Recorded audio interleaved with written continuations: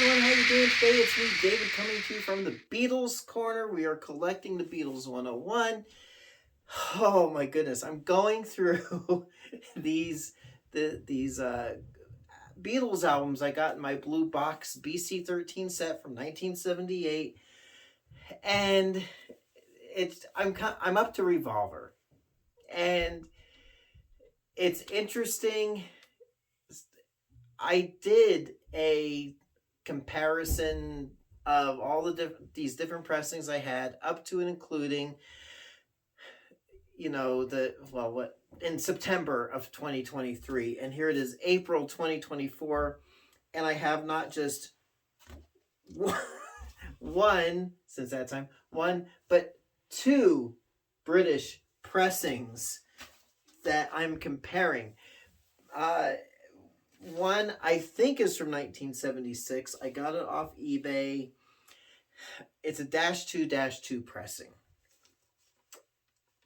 I know it's before 1978. I'm assuming it's 76. Then I have my 1978 blue box pressing, which is a -2-3. Here is just a recap. I'm going to link my last Revolver video in, at the end of this video, so you can see at that time what my ranking. I mean, it's still a similar ranking. I'm recapping the ranking. So here's a little close-up of each of those in that order. Kind of still holds true.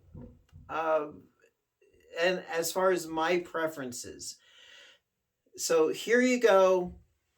Let's watch. Hey, so my least favorite version.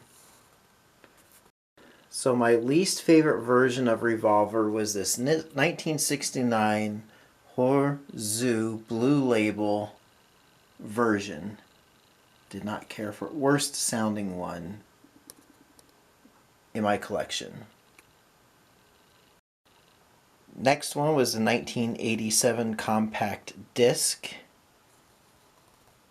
And here it is in all its glory.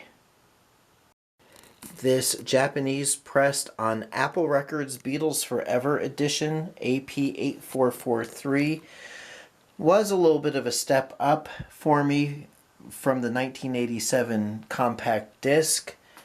Just a little bit more warmth. Let's see what was next one up on my list. Oh yeah, here it is.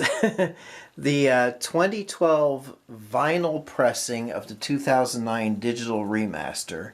Now I know these were, from what I understand, a little bit more engineered for vinyl, but listening to it again, just pretty sterile. Like the rest of these 2012 vinyls that I have, there's really a lack of warmth, which is kind of sad, because with this one, usually any analog vinyl sounds better than this, but I've got two full analog versions that just don't even sound as good as this one.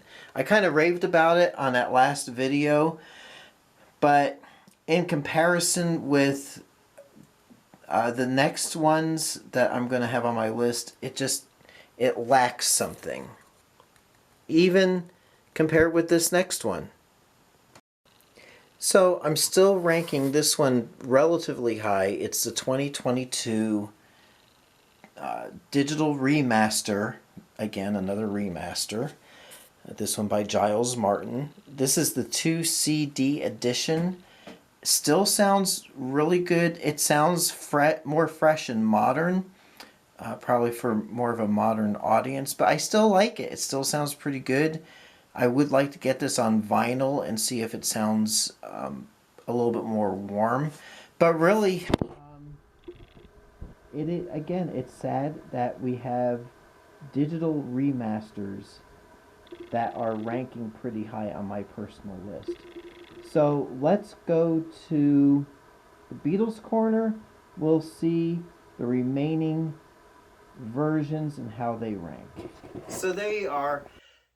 Again, just like that September video, I'm not really counting the American pressing because 3 songs are left off, but the sound quality is still pretty darn good, because at that point Dave Dexter wasn't involved.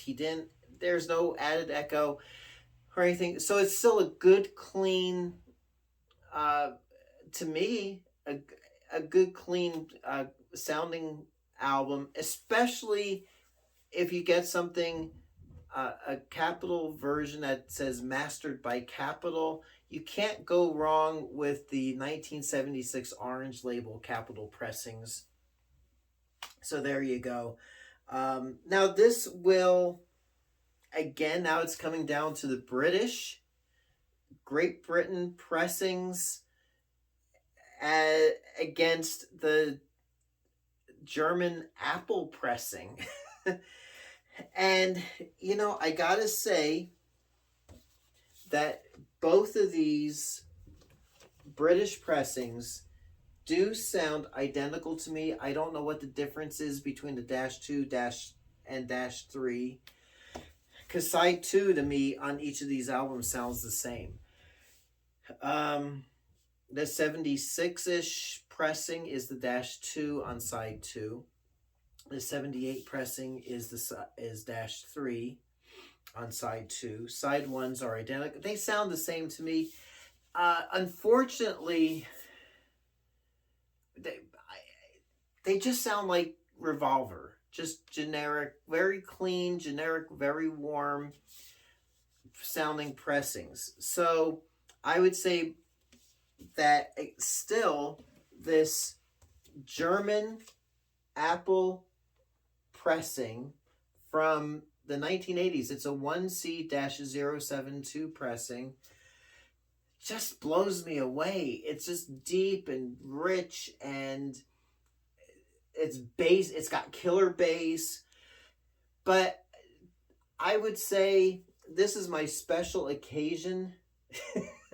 If I want a special occasion copy of Revolver to listen to, I'm going to go with this German pressing.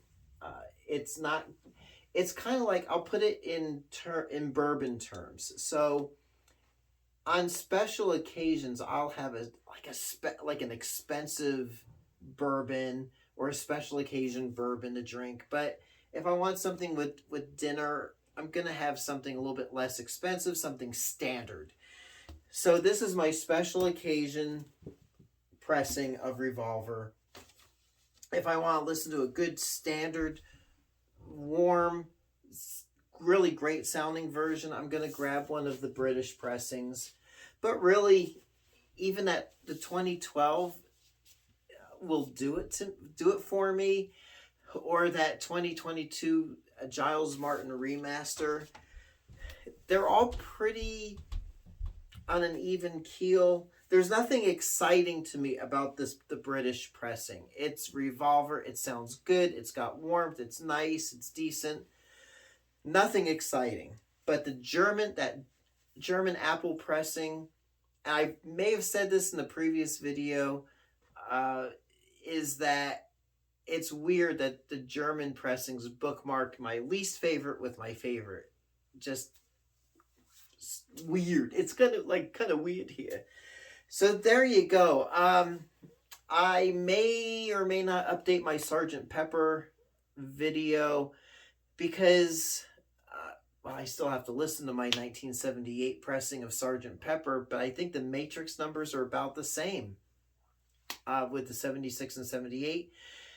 And that Sgt. Pepper from 76, that blew me away. So we'll see. I may do a recap of that as well.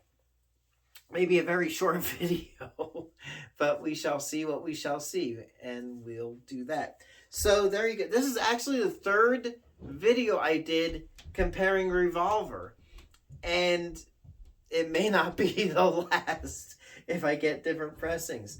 So there you go. I'll leave it there. Until next time, it's me, David, coming to you from the Beatles Corner. We are collecting the Beatles 101. I'll catch you on the flip side. Oh, what's your favorite version of Revolver? I love reading the comments. And you just let me know. Maybe it's a pressing I don't have. Or maybe it's a pressing I do have and I can look at it in a different light. So there you go. We'll see you next time. Happy collecting. Thanks for watching.